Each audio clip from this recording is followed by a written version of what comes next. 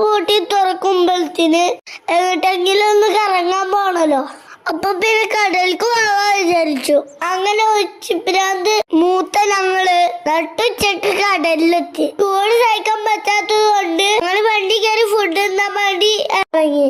കുറെ നേരം തന്നിട്ടാണ് അവിടുന്ന് ഒരു ഹോട്ടൽ കിട്ടിയത്.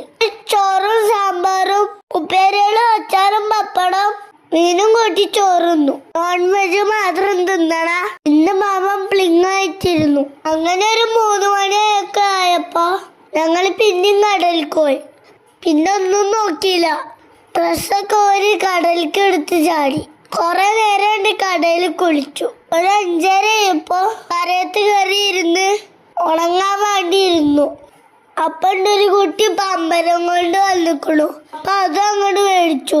അങ്ങനെ ഞങ്ങൾ കൊടി പോന്നു. ഇതൊക്കെ ഞങ്ങൾക്ക് കടലിൽ അവിടുന്ന് കിട്ടിയ സാധനങ്ങൾ.